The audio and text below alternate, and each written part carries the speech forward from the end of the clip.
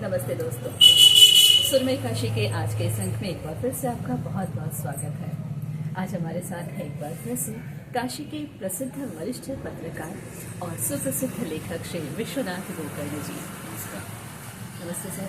आपसे पिछली बार बातें हुई गोकर्ण के विषय में, जो कि आपका सरनेम है। आज बात विश्वनाथ की। हमारे काशी में शिव बारात का बहुत प्रचलन है। महाशिवरात्रि के समय ये बहुत धूमधाम से मनाया जाता है। ये काशी में ही क्यों मनाया जाता है और इसकी शुरुआत कैसे हुई, इसके बारे में हम हमारे दर्शकों को बताते हैं। आपने बहुत अच्छी बात कही योगेश्वरी कि ये शिव बारात की परंपरा शिवरात्रि हर जगह मनाई जाती है। मतलब जो द्वादश ज्योतिर्लिंगों का जो शहर है, सब महादेव का नगरी है, कैलाश से लेके काशी तक। लेकिन इन जगहों पे शिव बारात की परंपरा नहीं है। काशी में ऐसा क्यों? शिव बारात के निकालने की वजह क्या है? दरअसल जब शंकर जी की शादी जो है वो हर जगह होगी, कोई जब शिव का क्षेत्र तो दरअसल इसके पीछे कहानी यह है कि महाराज दक्ष प्रजापति जो थे, जो कैलाश के जो राजा थे, अब वो उनकी 60 कन्याएं थी, सबको पता है। तो अब 60 कन्याओं में से सबका जब विवाह होने लगा, उन्होंने 27 नक्षत्रों के साथ 27 बेटियों का ब्याह किया, सूर्य के साथ किया, चंद्रमा के साथ किया, अपनी बेटी का ब्याह, सबके साथ ब्याह कर दिया। एक बेटी थी जो इसका नाम था सती। अब सती ने कहा कि नहीं, मैं तो शिव से ही ब्याह करूंगी और किसी से ब्याह नहीं। दक्ष प्रजापति बहुत महाराज दक्ष जो है बहुत मतलब घनघोर उनका एक साम्राज्य था, बहुत विशाल उनका व्यक्तित्व था। बोले अरे क्या तुम बात कर दिया तुमने? वो अड़भंगी जो गांजा पीता है, वो पीता है, भांग खाता है, धतूरा खाता है, जो शरीर पे कपड़े ठीक से नहीं पहनता, जो मतलब नग्न रहता है हमेशा, जो है उसके शेर का खाल पहनता है, उससे क्या ब्याह करना है? यहाँ तो किसी सुदर्शन व्यक्तित्व की सुदर्शन पुरुष चुनती, चंद्रमा को देखो, सूर्य को देखो, उन्होंने तमाम 27 नक्षत्रों के नाम बताए।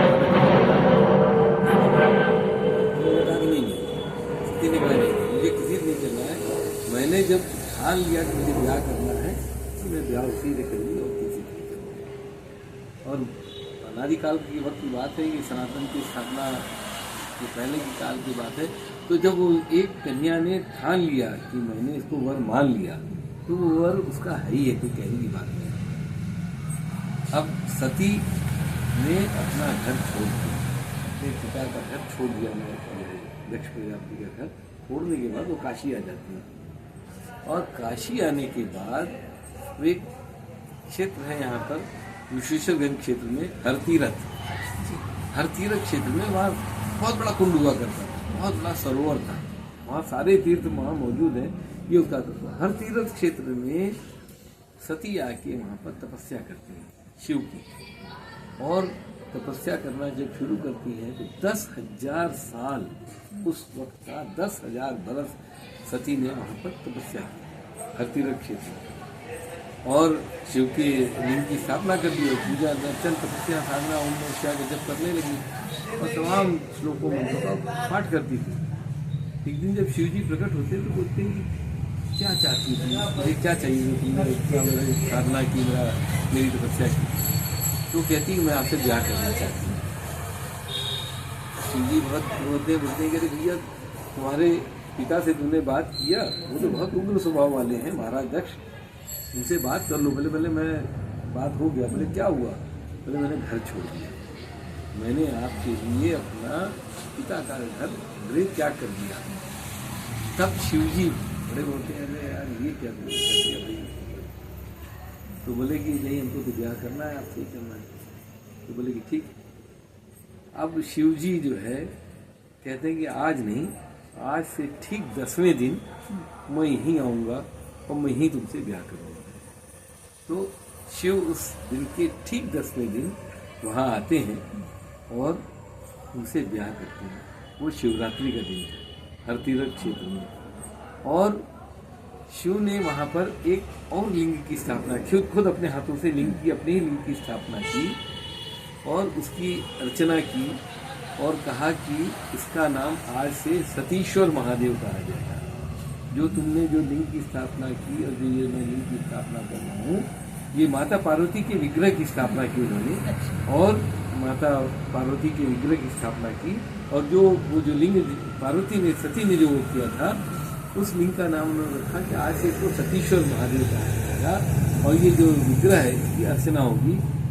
और कहा उन्होंने सती को उन्होंने ये वरदान दिया कि जिसको भी अपना मनचाहा वर चाहिए, किसी कन्या को, और किसी वर को अगर किसी मनपसंद किसी कन्या से ब्याह करना है, तो जो इस लिंग की स्थापना पूजन अर्चन करेगा उसे पसंदीदा वर या वधू मिलेगी। तो वो सतीश्वर महादेव की स्थापना हुई। और यहीं से फिर शिव बारात की आज काशी में शिव बारात एक इवेंट बन गया है। तमाम तरह की चीजें हो रही है। ब्याह बारात में भी आपके यहाँ शादी है तो वहाँ शिव बारात होगा, फलाना कुछ हुआ तो शिव बारात नहीं। शादी शिव बारात मतलब जो किसी ऐसा नहीं होती, एक परंपरा होती है, एक इबादत की जगह, पूजा पाठ की जगह है। तो वो पूजा पाठ वाला जो ब्याह का जो स्थान है वो सतीश्वर महादेव हरतीरथ क्षेत्र में है।